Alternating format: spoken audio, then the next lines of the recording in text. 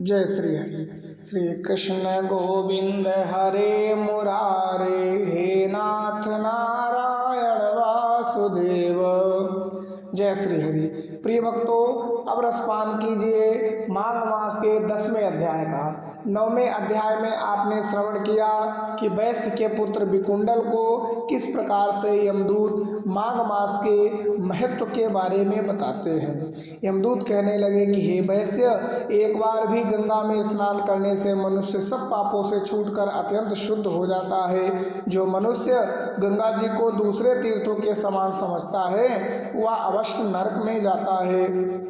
भगवान के चरणों से उत्पन्न हुई गंगा जी के पवित्र जल से श्री शिव जी अपने मस्तक में धारण करते हैं। वह ब्रह्मा जी संदेह रहित प्रकृति से अलग और निर्गुण है। ब्रह्मांड में उसकी समानता किससे हो सकती है। गंगा जी का नाम हजारों योजन दूर से ही नहीं लेने वाले नरक में नहीं जाता है। गंगा जी का नाम हजारों योजन दूर से ही लेने वाला व्यक्ति नरक में नहीं जाता है। इसलिए मनुष्य को अश्वमेव गंगा जी में स्नान करना चाहिए, अवश्यमेव गंगा जी में स्नान करना चाहिए। हे वैश्य, जो ब्राह्मण दान लेने का अधिकारी होकर भी दान नहीं लेता वह आकाश के नक्षत्रों में चंद्रमा के समान है। जो कीचड़ से गौ को निकालता है, जो रोगी की रक्षा करता है या जो गौशाला में मरता है वह आकाश में तारा होता है। प्राणायाम करने वाले मनुष्य सदैव उत्तम गति को प्राप्त होते हैं। प्रातः के समय स्नान के पश्चात जो 16 प्राणायाम करते हैं वह घोर पापों से बच जाते हैं।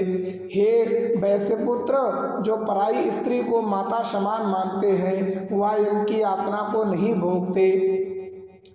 इस प्रकार से विकुंडल को आगे बताते हैं। यमदूत कहते हैं, जो मन से भी कभी पर स्त्री का चिंतन नहीं करता वह दोनों लोकों को अपने अधीन करता है। जो पराये धन को मिट्टी के समान समझता है वह स्वर्ग में जाता है। जिसने क्रोध को जीत लिया मानो उसने स्वर्ग को जीत लिया। जो माता पिता की सेवा देवता तुल्य करता है वह यमद्वार पे कभी भी नहीं जाता। और जो गुरु की सेवा करते हैं वह ब्रह्मलोक को प्राप्त होते हैं। शील की रक्षा करने वाले स्त्री धन्य है। शील भंग करने वाली स्त्री यमलोक जाती है।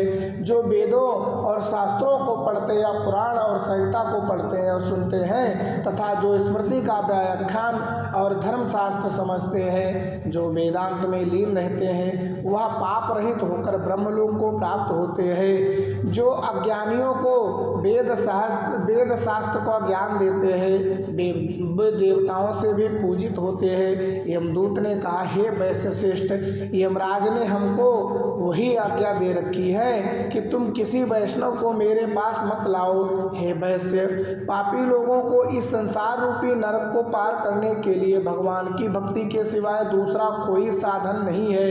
भगवान की भक्ति न करने वाले मनुष्य को चांडाल के समान समझना चाहिए।